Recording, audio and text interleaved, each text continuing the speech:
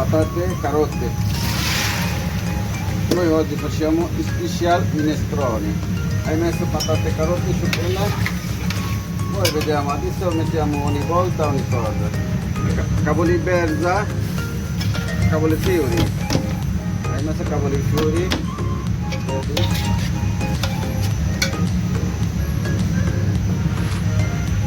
Fagiolini, sedano, আমাদের মিনেস্ট্রনি দেখেন আমরা কিভাবে মিনেস্ট্রনি বানাই,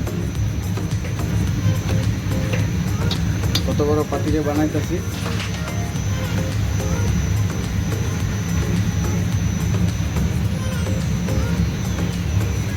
একশো মানুষের মিনেস্ট্রনি বানাইতেছি, 100 মানুষ খাবে।